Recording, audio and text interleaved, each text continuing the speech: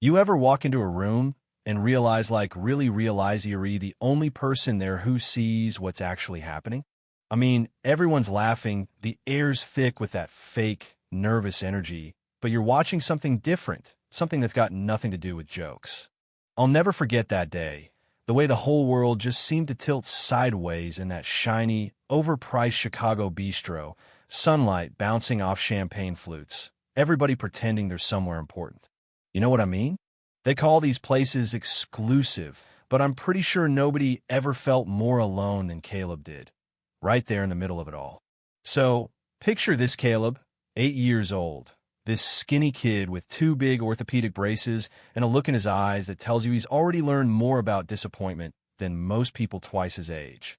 He's following behind his stepmom, or rather, trying to. She's storming through the restaurant, stilettos clicking like she owns the world, phone glued to her ear, not even glancing back. Caleb's gait is all off balance, one foot dragging, the other just barely keeping up, but you can tell he's used to nobody waiting for him. And then it happens. The floor is slick from a spilled iced tea, and Caleb's heel slips. Time stretches, nobody moves, then there's this dull thud. He's down, knees bent wrong, arms tangled, braces scraping on tile. For a heartbeat, it's quiet. And then a laughter starts. Not big, honest belly laughs, but that mean brittle kind like glass cracking. You hear a businessman mutter, "Who brings it into a place like this?" Somebody else lets their fork drop just a little too loud, like they want everyone to notice their disapproval. Now, most folks just freeze like maybe if they don't move, the moment won't belong to them. But right then, Nora steps out of the kitchen. She's near a name tag, still has that little plastic sheen. Face a little too open for a place this sharp. She's carrying a tray of sparkling water, balancing it like it's worth more than her last paycheck. But when she sees Caleb on the floor, she just stops. For a split second, she does what everyone else does. Nothing. But then, that happens. She sets down her tray, ignores the grumbles from table 3, and kneels right down next to him. She doesn't ask anyone if it's okay, doesn't wait for instructions or apologies. She just picks Caleb up gently, like she's done it 1,000 times. One arm under his knees, the other behind his shoulders, holding him like he's not broken, like he's not a problem to be fixed or a mess to be cleaned up, but a kid who deserves to be carried. The room gets loud for a second, laughter twisting into something more cruel, someone snickering about babysitters at 5-star restaurants. Nora ignores them all. She looks at Caleb, who's gone kind of soft in her arms, like he's been waiting his whole life for someone to carry him without expecting anything in return. You could feel the change then, the way people's faces shift from smug to embarrassed, some even blushing, others pretending they're busy with their menus. But Nora doesn't care. She just stands there, holding this kid, while the world tries to figure out if it should laugh harder or look away. And that's when I realize sometimes the bravest thing you can do is just be there for someone when the whole room wants you to pretend you didn't see a thing. Nora starts moving, slow and steady, carrying Caleb through a maze of tables, and the crowd just parts some out of confusion, some maybe out of shame. She keeps whispering to him, real soft, "You don't have to walk fast. You're not late for being you."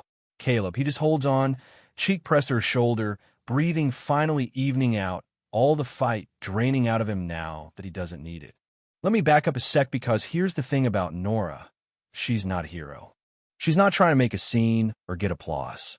She's just this regular girl who knows what it's like to care for someone who needs more than most. Because she's got a brother at home who walks the same uneven way, gets the same empty stares when he falls.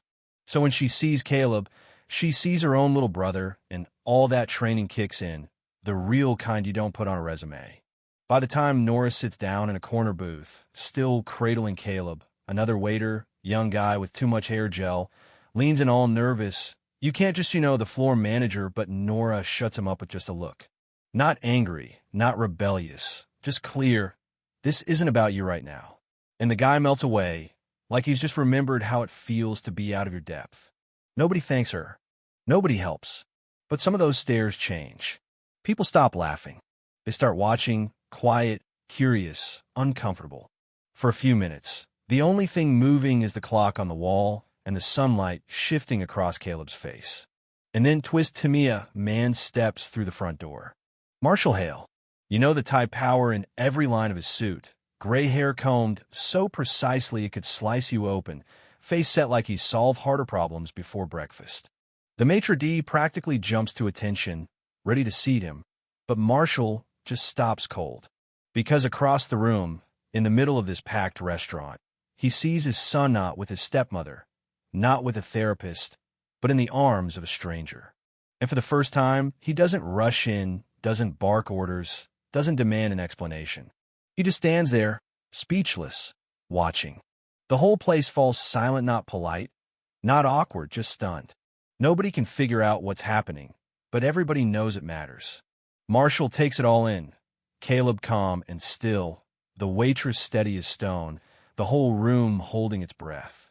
And Nora, she meets his gaze, just for a second, gives him this tiny nod that says he's safe. Then looks away, as if that's all she needs to say. Lunch goes on, sort of. Marshall sits at their table, Nora next to Caleb, nobody daring to ask her move. Marshall doesn't speak, doesn't even thank her, just sits there, hands tight, jaw tighter, like he's holding back something dangerous. Nora cuts Caleb's food for him, wipes his mouth, holds his cup, all of it without making a show. Caleb doesn't let go, not once. He keeps checking to make sure Nora's still there, and she always is. Afterwards, the restaurant pretends nothing happened, but the next day, management pulls Nora, a side assistant manager, all corporate politeness, air-conditioned office. We received a few comments, that kind of thing. He gives her the talk guidelines, policy, physical contact with guests, but Nora just nods, doesn't bother to defend herself. She knows how these things go. The warning stings, sure, but she'd do it all again. Marshall, meanwhile, spent the whole night turning it over in his head how he spent years teaching his son to get up after every fall, to fight harder, to never let weakness show. He thought that was love, but now he wonders if he's missed the point. The next morning, he finds Caleb on the carpet, fiddling with a puzzle. Marshall asks almost too softly, "You liked her, didn't you?" Caleb nods. "Because she carried you?" Another nod. "What?" Marshall asks, voice breaking. Caleb scribbles something on a magazine with a crayon jagged letters that say, "She stayed when I was on the floor." And that's it. That's the whole lesson. Not get up, not try harder, just she stayed. It wrecks Marshall right down his bones. All those years, all those lessons about standing up, and not once did he teach his son it's okay to need someone to just sit on the floor with you, to be held without having to earn it. The next day, Nora's leaning against the brick wall out back, her shift done, just trying to find some quiet. Marshall shows up, coat over his arm, looking out of place among the trash cans and back doors, but he's got something real to say. He admits out loud that he spent his life teaching his son how to stand, but Nora was the first to teach him what it means to be held. He offers her a business card, an invitation to something more, a new beginning, not just a new job. She takes it, no drama, no tears, just a quiet agreement passing between them. Fast forward a conference center, all glass and wood, sunlight pouring in. A banner overhead reads, "Held First, Emotional Readiness for Special Needs Caregivers." Marshall and Nora, now partners in more ways than one, launching a program about presence, not progress, about staying, not fixing. Caleb steps up to the mic, no notes, no speech, just the truth. "Sometimes I fall, but now someone always stays." The silence that follows is thick, reverent, real. Nora stands off to the side, a small smile on her face, hands ready to carry again if she needs to. You ever been laughed at for doing the right thing? Sometimes that laughter just means you did what nobody else dared. If you've ever silenced a room by standing up or just staying put, tell us about it. Drop your story below. Where's the line between helping and holding back? When is just being there the bravest thing you can do? Let's talk about it.